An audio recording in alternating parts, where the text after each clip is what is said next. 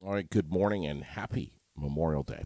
You've got the Aired Out Podcast live from the ASB Financial Studios, Fly on the Wall Productions. I'm JD Green. We have an absolutely stellar day in front of us. It is beautiful outside. Cody Morrison from Barre Area Development sitting right next to me. Rode the motorcycle in this morning, pal, and just feeling good, man. Feeling good. And my jealousy for the day is already at its peak. Now, how come you don't have a motorcycle? I do, actually. You do? Well, it's more of a glorified paperweight. Okay. So it's not running? No. It's a 1985 Honda Nighthawk. Ooh. Has a drive shaft instead of a chain. Yes. But it starved itself of oil way back almost 10 years ago now, and it's been sitting... Oh. It's been sitting over at the family farm for a while. It starved itself, or you starved it? I mean, I didn't do it on purpose, but Never. something messed up with it coming back from a road trip, and I had to get it towed, and it died on the side of the road. But no, Has Cody Morrison been fantasizing about a motorcycle here with the price of gas? Oh yeah, It costs what, $130 to fill my tank right now. Right. Yeah. I mean, I had a little sport bike, like a little crotch rocket, Kawasaki. Yeah. Back when I was in college, and that was a blast. You loved it. Blast to drive. But I found I'm more of a car guy. Yeah. I love being on two wheels. You can't replicate the experience, but yes. I'm more of a car guy, so I've always just liked buying. And you like your Volkswagens. Yeah, I like buying junked, rusted Volkswagens more. I meant to tell everyone the classic antique car meet that's in Stowe. I saw the brochure the other day. It's coming back, of course, this August. Have you ever been? No, I never have. Oh. Dude, if you go, you're going to be in a lot of trouble. Just take my word for it. It's incredible. I've been to there's a new Cars and Coffee group that started up last year. They'll meet over at O'Reilly's up in the Barre Montpelier Road. Yeah. They meet there about once a month or so, and some of the classic cars will come out to that. But it's a good mix of a lot of different things. Yeah. You might enjoy going. I love muscle cars, man. I'm a late '60s, early '70s guy. Love my muscle cars. But anyway, for me, it's always been Axis cars for me. I think, mostly German. Yeah. Oh yeah, I got another friend who's just a Volkswagen junkie. But anyway, and the price of gas being what it is, I mean, this is high time. Yeah, it's pretty. I calculated it costs about 22 cents a mile to drive my Touareg, my turbo diesel. 22 cents a mile. Really? I'm getting 189 miles out of a tank. But that, like I was telling you, that kind of depends on how you drive. Right. How nice are you on the road? Generally, I mean, I'm getting up there now. I'm in my 30s, so I'm pretty, respectable rider. I don't zip around like I'm 18. Yeah. So I'm pretty, grandfather. Yeah. Knock on wood, I've still never got a speeding ticket. Yeah. I drive like a grandmother. Are you serious? I am dead serious. You've never had a speeding ticket. I got a speeding for warning once or twice, maybe twice, but I've never actually got a speeding ticket. I drive like a grandmother, though. My gosh, really? Oh yeah, people that ride with me hate it. So I've had like my Kawasaki, that was a 1000 that could do 90 in second gear. Not on public roads, only on racetracks. Of course. Does Amanda get after you? Does she like? Yeah. Come on, are you serious? Would you please drive? Oh God, yeah. You get a lot of that? Oh yeah, yeah. Most people do. I am notorious for undershifting and just being a slow driver. So like, if I have a fun car, it's a slow car. Yeah. But you can have a lot of fun driving a slow car hard. Yeah. I had a little Chevy Aveo with a 5-speed once. It was a little yellow tin can. It should have been jumped. I really wish that I had jumped it like at a sand pit, but that thing, like, it took about a minute to get to 60 miles an hour, but that was one of the most fun cars I've ever owned, just because of how much of a hunk of junk it was. Took a minute. Michael Deering is reminding us to not forget about the parade this morning. No, they're already getting set up for it out there. I see that. Yeah. Yep. 10 o'clock. 10 o'clock. 10? I'm pretty sure it's either 10 or 10:30. So does it go right by Right our... here. Right here. We may see the... You know what? I'll throw a camera on it. Yeah. Why not? Yeah. I mean, you're right. You're at work already. You're right here. Look at, I got the best seat in the house, man. Really. Yep. So what's happening, man? Did you have a good Memorial Day weekend? I know it's, here it is Monday, Memorial Day, and you and I both had a conversation. We're like, are we going to be going on the air Monday? We're like, well, why the heck not, man? I mean, come on. It would be weird to not go on a Monday morning now. Right. Or but if I'm going to go into work on a Monday, might as well be here. Sure. Yeah. I mean, this isn't work. I mean, we have fun. We give out information. We have a good time. I look forward to it. Yeah. Oh, absolutely. But no, good. Good weekend. So you sent me a text, and I'm trying to find it with some of the stuff that we were going to cover today. So over the weekend, one thing that was kind of cool. It was cool. It's temperate, so I was able to have our windows open. Yes. And as the crow flies, we are about 2.3 miles away from Thunder Road. Over in our apartment over in East Barre. Oh yeah. So you heard it. Yep. So yesterday, we're just hanging out, and off in the distance, you can hear the cars at Thunder Road going. You can hear the sounds. I sent a video to one of my buddies saying, "Hey, listen to this. There's a racetrack, just a couple miles down the road from my house." But all throughout the summer, if I have the windows open, no AC, on a Thursday night, I can hear the cars at Thunder Road. And over the weekend, I was able to. And you can hear a wreck too, because it gets quiet real fast. I still remember. I was doing some surveying. I was checking out some land down in the industrial park for a request, and at that point I hadn't put two and two together and realized that Thunder Road abuts the industrial park. So all of a sudden I'm hearing practice. They're practicing out in the track. This is like April of last year. I'm hearing tire screeching, and I'm thinking like as a car guy, I'm like, okay, am I having flash? Yeah. I'm like, exactly. what's going on here? Am I having flashbacks right now? And it was just kind of funny, but it's cool though. It's cool that you can hear that just from so far away. Other people probably have an issue with it, but I think it's awesome. There have been a few that have been in the area that are frustrated by the sound, but I mean, come on, it is what it is. The track's been there for 60 years. If you're going to buy a piece of property near Thunder Road, you have to expect, there isn't going to be a noise ordinance on Thursday nights. So these reasons, JD, why me liking race cars more is why I don't have a bike. Interesting. But if you ever need a fire sale and need to get rid of some assets quickly, you should give me a call. A fire sale. Oh my God. Listen, on a serious note, we had some horrifically bad crashes over the weekend. There were several of them. And Williamstown in particular. And we just want to put out just kind of a public service announcement, for lack of a better term,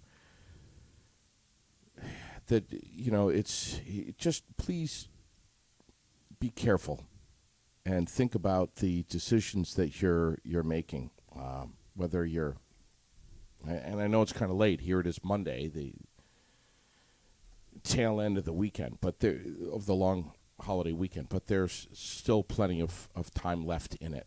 And, please just make responsible decisions that are in the best interest not only of yourself and your family, but also those who love you and all of the innocent people that you might be affecting by making a shitty decision. A lot of people are going to be out, probably at a barbecue today, or are going to be out with friends and family. That's right. So make sure that you are thinking twice before, think about how much you want to celebrate today before you hop in the car. Just horrible wrecks. I don't know if you heard about them, but just amazing. Yeah. I know that one of the things you want to talk about is the new Internship Grant Program through the Department of Labor.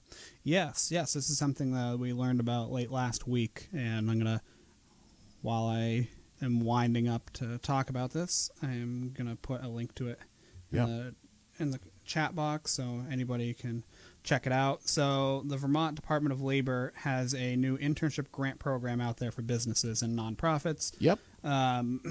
So basically what the state wants to do is they want to support like reskilling opportunities or upskilling opportunities for workers. So they want to train people and to develop the overall workforce. We know that workforce availability is a big issue everywhere right now.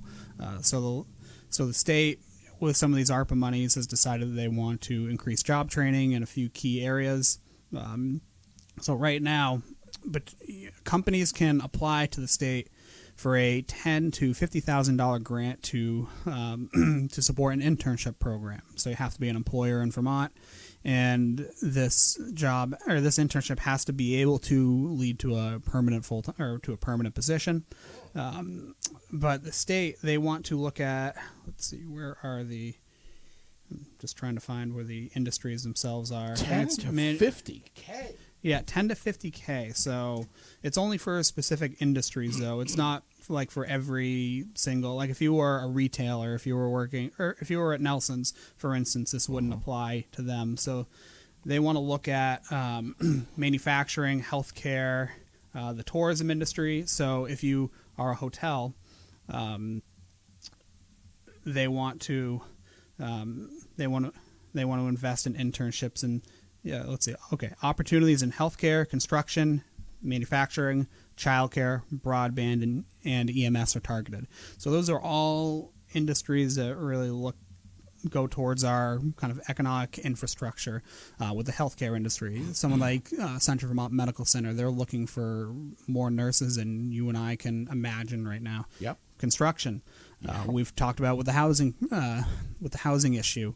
There's not enough people to swing hammers. There's not enough people to build these big buildings, let alone do like a housing rehab or even come in and do some like home repairs. Sure. The manufacturing sector, Rock of Ages, or our granite industry doesn't have nearly enough workers right now.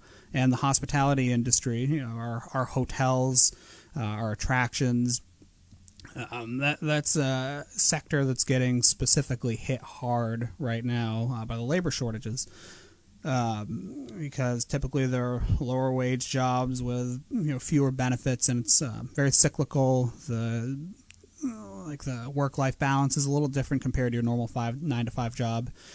So the state wants to invest in hospitality. It's what, a $2 or $3 billion industry, of course, in the state. And then they also want to invest in childcare jobs, which childcare. All of these are red hot. I'm sure childcare is preventing a lot of people from wanting to grow a family. The availability of childcare and the broadband. Broadband is a huge issue in Vermont. Bringing young people into a community that doesn't have internet service is a little harder than, say, a downtown. And the EMS field, as we noticed through COVID, a lot of those people were working on the front lines against the pandemic. So those industries are targeted. Then burned out and still are. Yep. So if your company participates in one of those, I think, 8 fields, then this program would be available for you. So you'd be able to. I think you have to have a pre-existing program.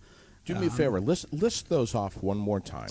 Yeah. So opportunities in healthcare, construction, manufacturing, hospitality, childcare, broadband, or EMS. Yeah.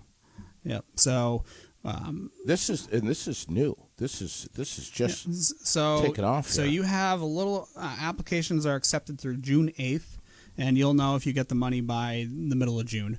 And there is a webinar, I think, on June 1st, I believe, June 1st or June 2nd, that goes over a lot of the particulars of the program. We submitted the question. We're trying to figure out, even for us, with Barre Area Development, we have our marketing program that's intended to boost tourism. We're trying to see if that could potentially be a way to fund some work for someone to help us with our marketing program. My gut feeling says no, but you never know until you ask the question. But that is one. We're gonna be hitting the airwaves with that, and we're gonna be like the Embrace Grant or any of the other grant programs for businesses, we get asked a lot, what types of grants are there out there for businesses? And generally, they're very few and very far between. Yeah. The Embrace Grant Program, the Community Navigator Pilot Program, those are a few, but this Internship Grant Program is one that private businesses can apply for. But this is more kind of in line with where most grants will be for private businesses, as it's kind of geared towards like job creation and you better get on it, though, man. It's June 8th is like, God, tomorrow's the 1st. Yep. So I mean, not tomorrow, day after tomorrow, Wednesday. Wednesday's the 1st. Yeah, and we'll be coming fast. And we'll be covering this again next week too. That'll be the last week before the before the deadline comes. Yep. So we'll be covering that again in detail for anybody that may have some last minute questions or isn't really sure. They hear about it, but they're not really sure. But that's a good opportunity to really help train your next generation workforce. Generally, those that intern in a community stay within a community.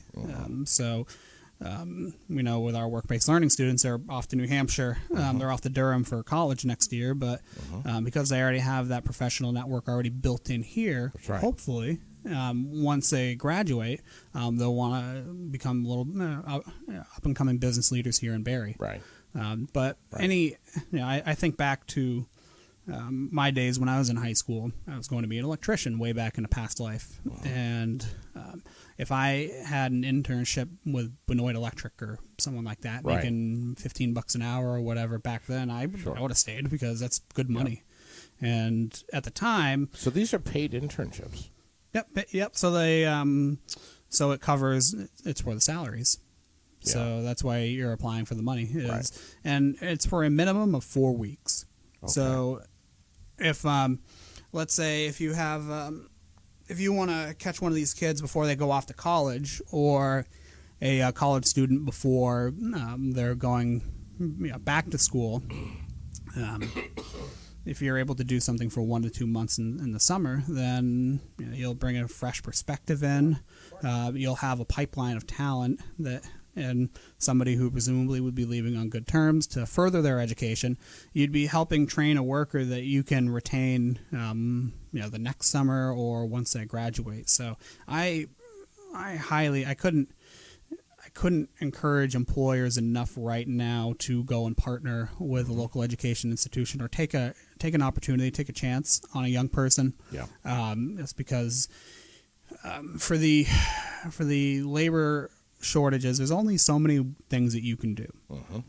You can do more e-commerce, you can automate more of your stuff, you can accept like online payments, you can do curbside pickup, you can buy machinery that allows you to automate some of your processes.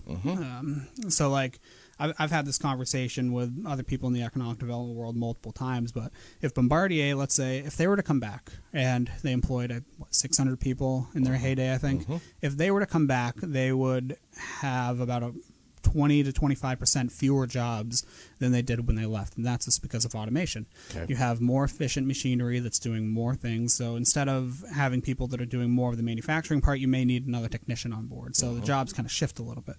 But my guess is the governor is very happy about this, and that this is one of many programs that the state should be designing to retain our population here in the state of Vermont, which I know the governor has been, and the previous governor has been very outspoken about and concerned about, is that we have an aging demographic in Vermont, and we need to do everything that we can do to maintain and retain our population and our growth here as a state. And if this is going to keep, or maybe help keep, our younger population right here in Vermont, and that's what we got to do. And that's one way to do it as well, by training those people before they have an opportunity to leave, or just training them with the opportunity to come back, like we're talking about the college kids. If you take Grady or Zoe, one of our kids that we had over the school year, and an employer Let's say if one, I don't think, they're interested in business, so I don't think any of those industries would really be of their interest. I may be wrong, but someone like them, like let's say if we were in the hospitality industry, and we would be able to hire one of them, and even though they're leaving, we'd be able to. They'd go from the unpaid internship that they had throughout the high school, their senior year of high school. We'd be able to pay them over the summer, right? And maybe we'd be able to kind of keep developing that job with them, and they could keep coming back during the summers. And you keep that flexibility, you keep that contact, and you really maintain that pipeline so that when they're done college, maybe they want to come back here, or maybe one of those kids wants to. Where their parents still are, or maybe and their family, or maybe one of those kids decides, I don't really like going to UNH. I don't really like New Hampshire. I'm going to come back home. I'm going to transfer to Norwich. Yep. And then maybe one of those kids becomes your full-time employee. Right. So there's just endless amounts of good reasons to go ahead and invest your time and effort into into a younger person. You help mold your workforce. Because hiring's expensive. Yeah. You're going to spend that money anyway, so you might as well kind of look at it in a different angle. But I had a friend who left Vermont, went down south, which is of course where the exodus is, and texted me recently and was just going on and on about how much, and of course they're making great money down there, and the climate through the year and all that. There's all those pros. But just missed spring in Vermont with the emerald green fields and the yellow dandelions and the black flies even, and just the beauty of our state. Missed it a lot, and missed Thunder Road. How are things up there? What's going on? People love this state, and Vermonters don't want to go. Sometimes they feel like they have to, but if they can stay right here, and this is just one of many ways, I think, to echo what I'm saying, to keep us in place. Yep, and I think personally, I feel this is one thought I've always held dearly. It's great. Mobility and a person's ability to go and live in other parts of the country is one of the best parts of our society. Being able to pick up and move across the country if you want to. Yeah. If you want to. Of course. Life is about pursuing your own happiness and pursuing your own path. Yeah. But as selfishly, as much as we'd love everyone to not go out and leave the world and come back after from high school, I think that's counterproductive in the long run. However, what opportunities like this, internship program, stuff like that, does is it gives people more options so that they can know why they would want to come back or why they would want to stay. And it keeps your community, it makes your community more competitive to other places in California, Florida, Idaho, wherever you may want to go. It's about showing kids what is out there and what are there for opportunities. So with our interns over the remainder of the school year, one thing we did was we held meetings with business owners just for them to talk about their career. We met with Brent Sleeper over at the Granite Financial Group. We met with Mark Browning over at Stone & Browning Property Management just to talk about entrepreneurship and kind of the path that they went. Did they go and get a business degree? Did they find this later? Did they find this career later in life? What did they do? Their story is amazing. Yep. So, but that's what I wish I had an opportunity like that when I was in high school to sit down and chat with business owners. These kids are coming out better prepared than I was. Oh, hell yeah. And I graduated from St. J in 2009, so it wasn't that long ago. It feels like forever ago, but it wasn't that long ago when I was over there. And the kids that are coming out today are better able to hit the ground running and enter the workforce than I was. Yeah, absolutely. And another thing, I put the link in the chat earlier. there are a few things that are coming down the pipeline for like business programs, economic development programs. This is per Joan Goldstein, who's the commissioner of the Agency of Commerce and Community Development. They're the ones that host all like the business programs, and I'm sure everyone is aware of ACCD through the pandemic at this point. But there's going to be short-term forgivable loans for up to $350,000 for small businesses and nonprofits that are still facing some financial insecurity because of COVID. There's more state brownfields money, which can help for cleanup of brownfield sites. So what that means in layman's terms is if you have a site, if you have a business, or if you want to take the Newberry building down here, the downtown building we've been talking about a lot. You may, if someone was able to coordinate with the owner and buy it, they may find that there needs to be some environmental cleanup. There may be oil spillage in the ground. There may be something, asbestos, I don't know. But the brownfields program, that's one that historically can help clean up that can help fund that. But that's going to be getting a little bit of an infusion of cash. And the new relocating employee incentive program, that's going to get some more money. So up to $7,500 a household for the costs associated with moving to Vermont for work. Seems like those programs are always oversubscribed very quickly. Yes. That's going to be interesting to see how that plays out.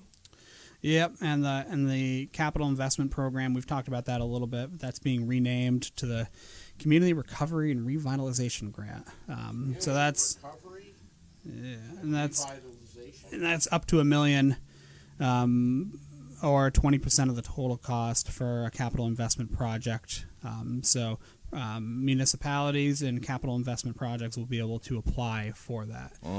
So if a municipality can apply, does that mean that the city or the town of Barre could apply to do to redevelop the Newberry building, or could the town apply to put in water lines and a turning lane up the Wilson Industrial Park to support more truck traffic coming in and out? We're not sure yet. We'll see. They had kind of their test run this year. We helped the Montessori school apply for that program so they can expand their childcare site just up here in Barre Town. But a lot of these programs will kind of go through their initial trial run like they did earlier this year. They'll figure out what worked, what didn't work, what kind of projects they saw coming in.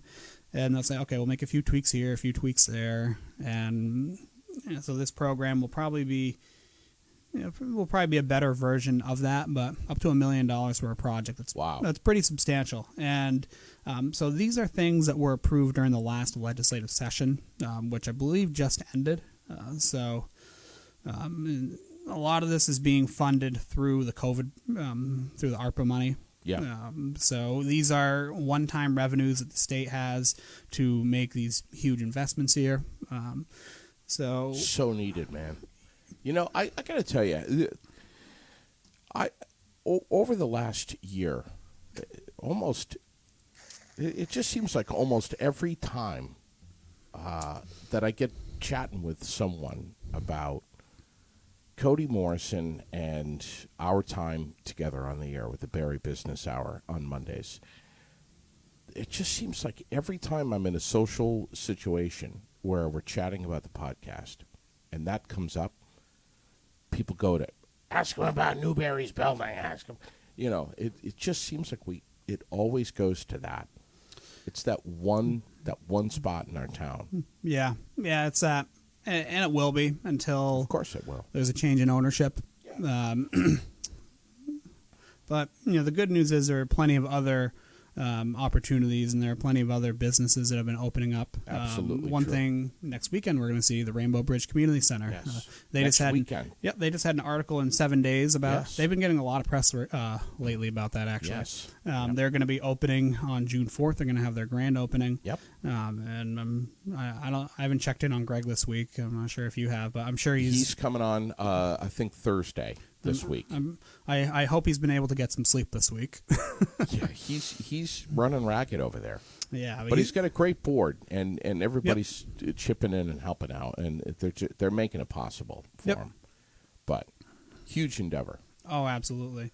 June 4th, yes, their grand opening ceremony at 11 o'clock. He's going to have some notoriety there and some speaking, and it's going to be interesting. I so much look forward to it. Yep, and of course we'll be there covering it. Yep, So. and I'll be there as well. Good. I think Greg would disown me if I didn't go to if I didn't go. Probably. Which I probably would too, because he would talk with you probably within the year. He might have a few choice words that I wouldn't say on air for me. Good guy though. Oh yeah, great. I can't say enough about Greg. We've been friends for I don't know how many years now, and we're just we're thrilled with what he's doing.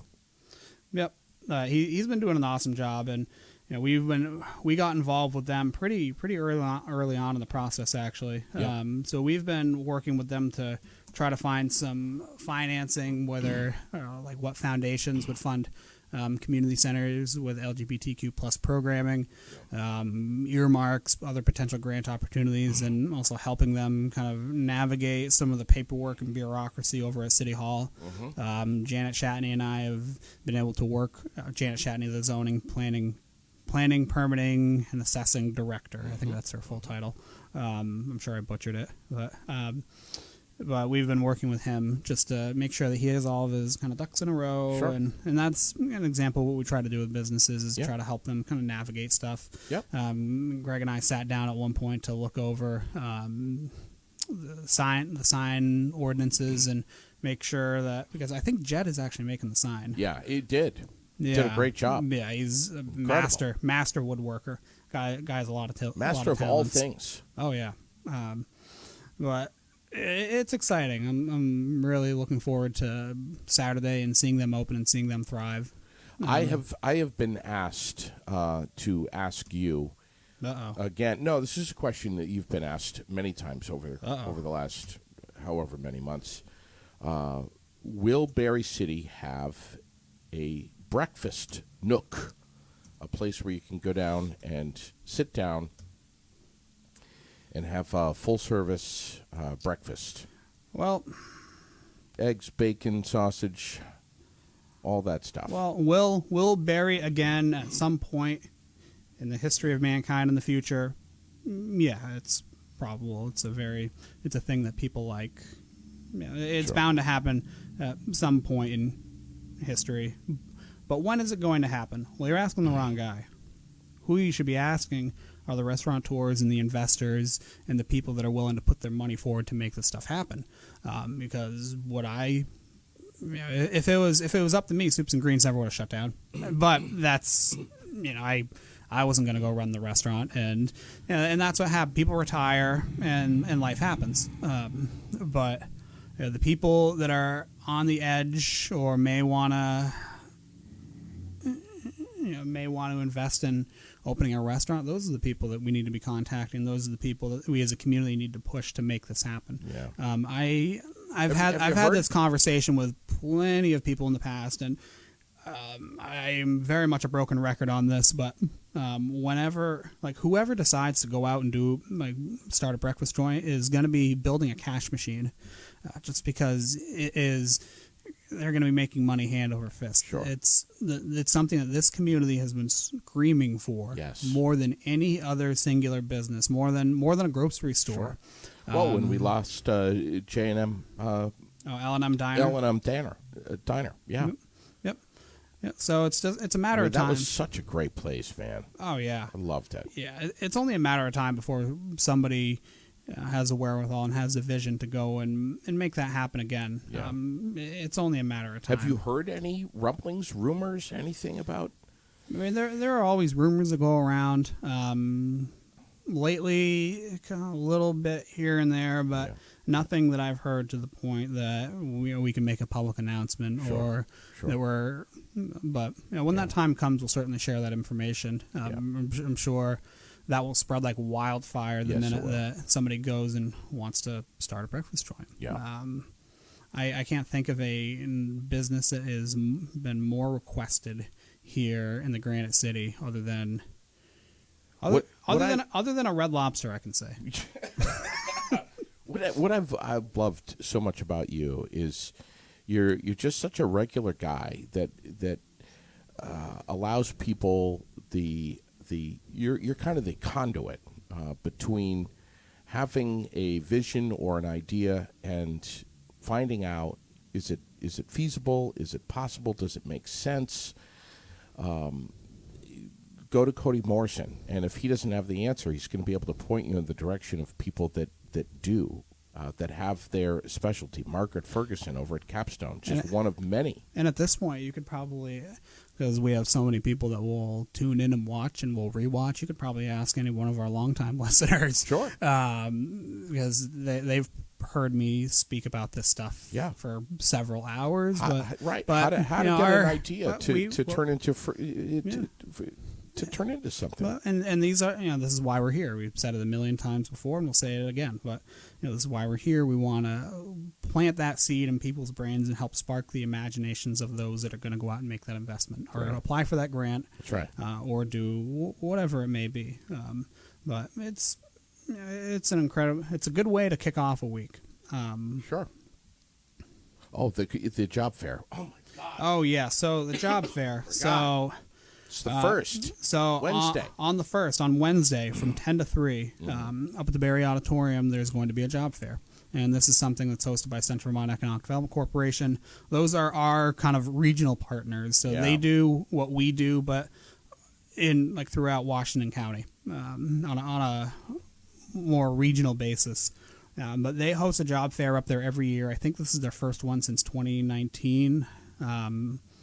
Somebody can correct me if I'm wrong, but I believe this is their first one, in-person one since the pandemic started. So I'm going to be up there that day. I'm racking my brain trying to remember who it was that used to come on the air with me and talk about it. It was a lady. Probably somebody from the Department of Labor, if I were to guess. It's going to drive me nuts. I'm going to find her. I'm going to find somebody. I want to get them on the air. There are a lot of employers that are going to be up there, a lot of big employers. Hopefully, what's the weather looking like for Wednesday? Hopefully, the weather cooperates and it's going to be less. It's going to be less than 9. Oh, okay, high of 63 on Wednesday, so it's going to be very high. According to Apple. Yeah. Really? High of 63 on Wednesday. Okay, because the last I heard, well, it was a while ago, was that it was supposed to be in the upper 80s on Wednesday. Well, it's going to be high of 85 today, so it'll be a little scorcher today. But Wednesday's going to be cool? Yep. Well, they lucked out. Cool is the other side of the pillow. They lucked out up at the Barre Auditorium to have weather like that, if that's the case. Yeah, and hopefully that won't be a deciding factor in the future. Yeah. Hopefully it won't be. Hopefully right. The federal government will see the need for our Barre Auditorium and for our regional community center to have air conditioning. Sure. So hopefully the federal government will dump about $6 million on us that we requested. Yeah. So fingers crossed. Right. But and to be able to have more events during the warm summer months, the hot summer months here in Barre. Yep. And one thing that we did learn recently regarding the earmark requests is that the requests that were passed on to subcommittees that made it out of the Senate and congressional offices into kind of more of the spiraling black hole of the appropriations process. Yeah. Those projects will be made public in about 2 weeks, we understand. Okay. So will we be notified prior? Don't know. Okay. That doesn't mean the projects that are announced on those lists aren't necessarily funded. They've just made it. They've made it past the first round, essentially, of vetting. You're going to find out real fast. I'm going to be hitting my refresh button and checking. Will you be texting me? Yeah. Hopefully. Yep, and hopefully. Okay. Hopefully the federal government and the powers that be down in Washington are looking kindly upon us. But, I mean, even if we get some money for our water, sewer, our wastewater and our drinking water infrastructure, that would be that'd be tremendous. Massive.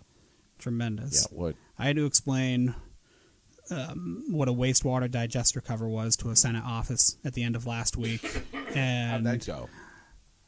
Oh, I stumbled through it. in miraculous fashion. So a few quick calls to the engineer and to Bill Ahern and Steve McKelly at the city, and I was able to get my story straight. Wow. But I got him. I got the. I explained it like I was 5. Yeah. But that's just like you've explained things to me here on this program, like I'm 5. Yep. Yeah. No.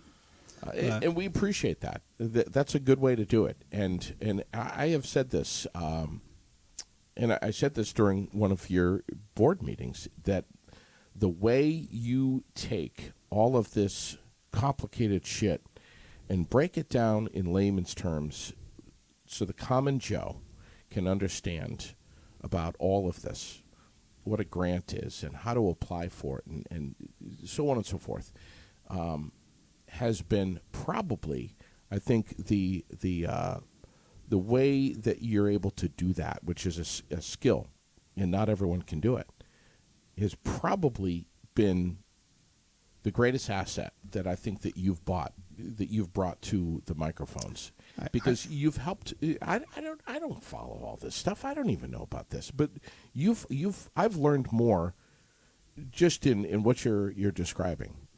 And I think that is there are a lot of skills and there are a lot of things that someone in my job needs to have, someone needs to know. But I think the ability to, I don't want to say dumb it down, but to make sense of the business community to the government and make sense of what the government wants. That's right. To the main street, yes. to your average person. I think that is one of the top 3, if not the top skill that is needed for somebody in my type of position, sure, because it's very easy for people that work in government, that work in community development and planning offices, to not really to have difficulty bridging that gap, right? Of course, making it palatable for somebody, but also working with a business versus working with a nonprofit on a grant is a very different. It's a very different thing. Recently, I was at a business up in Barre Town, and we were working through a funding application, and they were They didn't have time to sit there and go through all the paperwork, so I literally went up there with my computer, grabbed their computer, and I was taking like projections and stuff from their computer and their accounting software and whatever, and I was helping them with a funding application while they were processing orders, just because that's how a lot of businesses operate. If you have a big order, if you have a big shipment due out tomorrow, you don't have time to sit and you don't have time to sit down and crunch all the numbers and figure out all the narratives and all that. So but kind of being an intermediary between the two bodies and the two interests is an absolutely critical skill for the economic development world. Yeah, absolutely. Yeah, and you came to one of our board meetings recently. I did. Yes. Boy, there is a lot of activity behind you as we get ready for the parade, which is going to be underway, I think, in about, is it 10 or 10:30? I can't remember. I'm thinking 10:30 because we're coming up on 10 here. Yeah.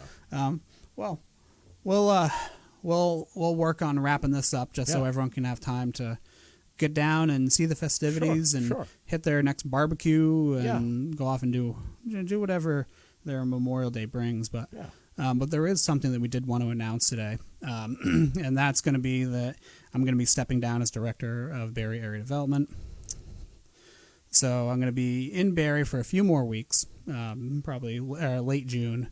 I'll be around for, and we're starting some of the transition work now. But with that, it means that we'll only have a few more episodes of the Barre Business Hour left.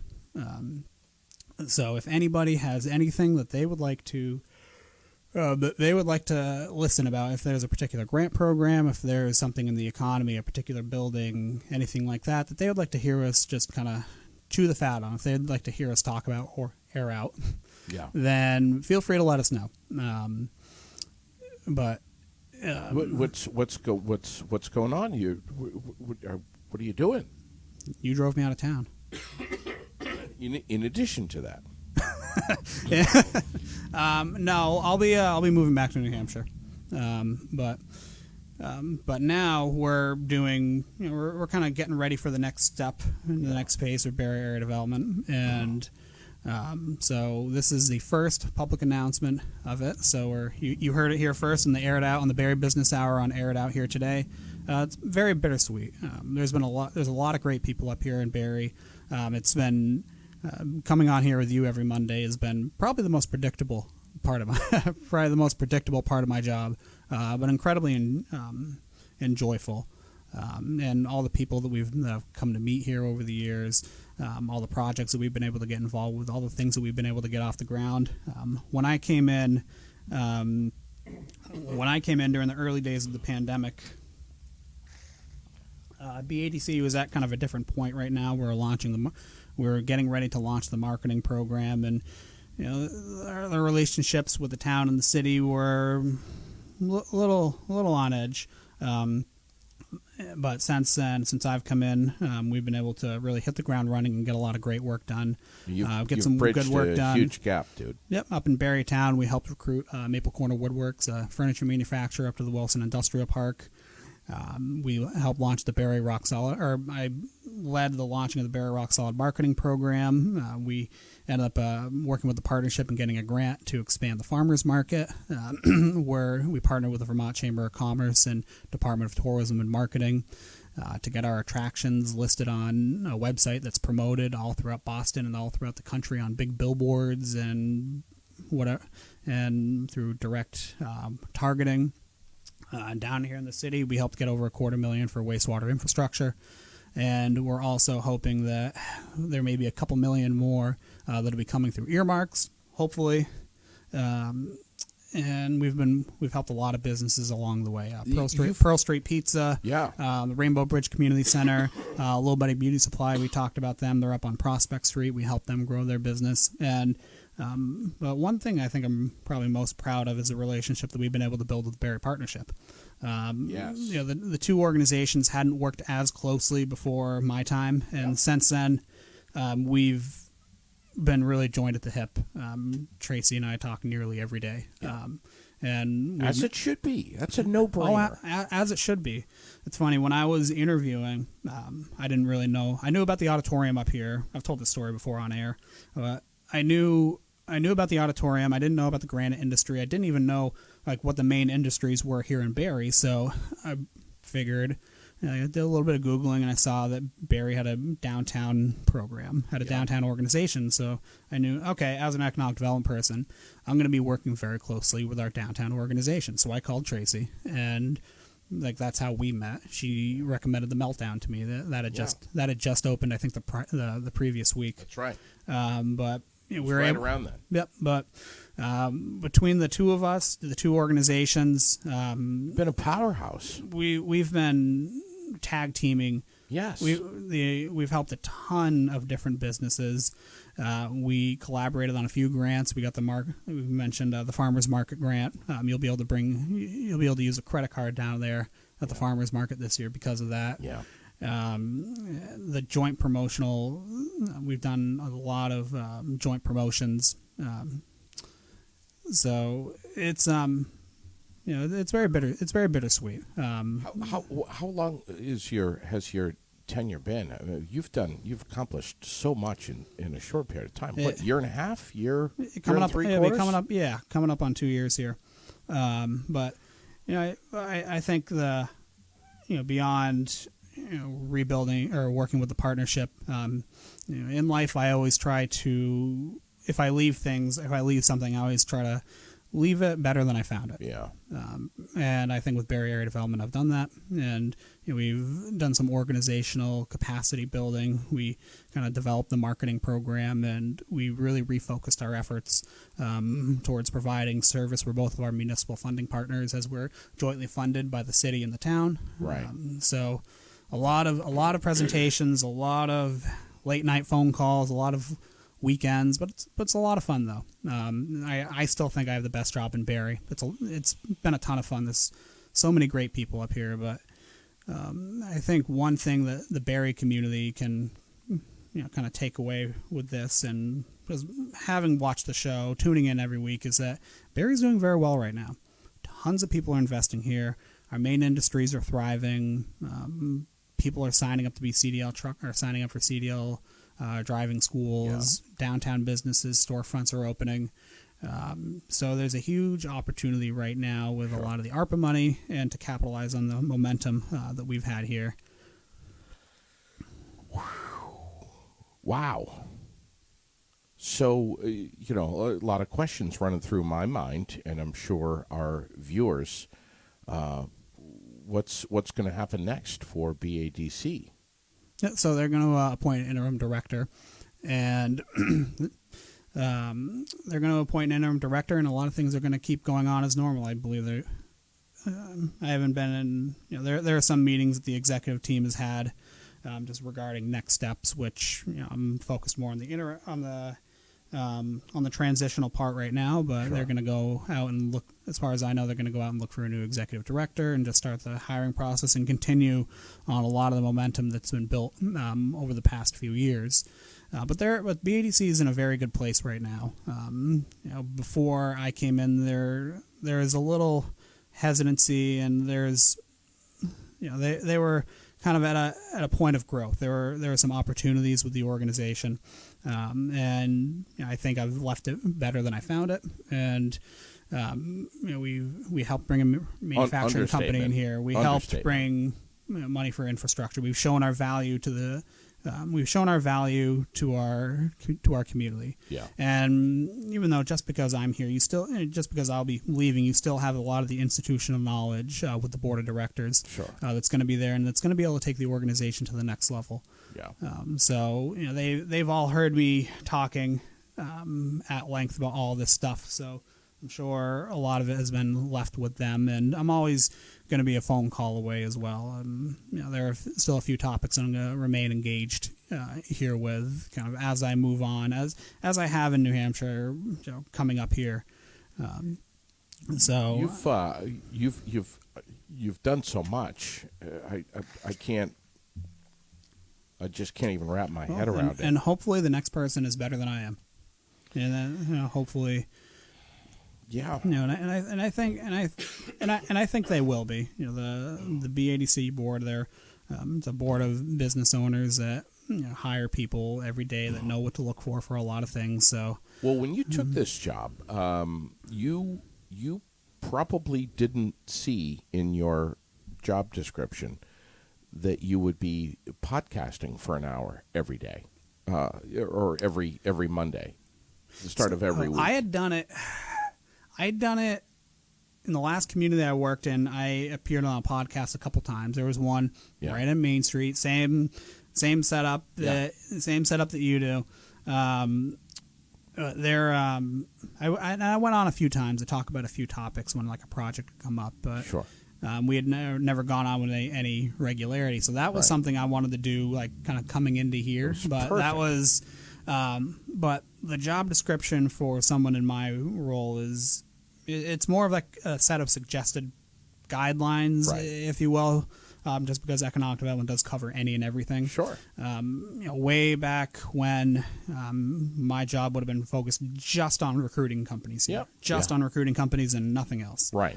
But now that's evolved as the needs of the economy have changed a lot. So I'm getting involved in the housing issue quite a bit. The childcare issue, been working on that a lot. Workforce development, I've been working with the Granite Museum on supporting some of their funding applications and helping kind of advance their programming. So labor shortage issues, supply chain, truck drivers. I mean, my God, we've covered everything. Yep. And with taking on the new marketing program to promote Barre as a great place to live, work, and grow your business. That's right. And I didn't realize that launching that program is my first few months. I was doing research on all the different places that we could get the word out about Barre. There were a few outlets that we tried that we no longer partner with, but there are a few that we've found a good recipe for and have got good results out of, and this is one of them. I didn't think as part of our marketing program I'd be coming on every Monday morning to come and talk every single week. People have loved it. You have connected so much with so many business owners, and I have always said to you, since I met you, that if you're doing great things, if great things are happening in our city, that's one thing. but to be relaying that information and communicating those great things that are happening behind the scenes, if you will, to the general public by use of these microphones and cameras, that is a total game changer. Yep. It takes things to a whole different level, and everyone knows about it. Yep, and it's the amount of viewers that we've had and people that have engaged with us based on what you've done and their reaction to it has been absolutely phenomenal. And we couldn't do it without media partners like you, without the Times Argus, without everyone else. So, the future looks bright for Barre and for Barre Area Development. I'm looking forward to hearing about their successes in the future, kind of moving forward. There are a few things that I've kind of got going in the works that we'll hear more about, kind of the community will hear more about in the coming weeks and months. We talked about the earmark applications to Leahy, Sanders, and Welch. Right. We'll hear more about that kind of this summer going into the fall. And fingers crossed, hopefully that'll be next year. Hopefully we'll be able to get that money in here for next year. But there's a lot of good things in the works, and I think Barre Area Development is in a better position now to continue to grow and to continue to advance as an organization than it was a few years ago when I took over. And that's like I said earlier, that's how I try to, anything I get involved with, I try to leave it better than I found it. Right. Amazing. Thank you. Yeah. A million times. And again, and thank you everyone for tuning in and listening to JD and I just chat over the weeks and months. We do this because of you all. We do this because there's an audience that likes to tune in and likes to listen to us. So if anyone has anything that they'd like to hear about specifically in the next few weeks, feel free to reach out to one of us. Right now, like soon, do it. Yep. All right, buddy. We're going to bring the parade on here in just a little bit. It's 10 o'clock, but thank you, my man. Thank you so much.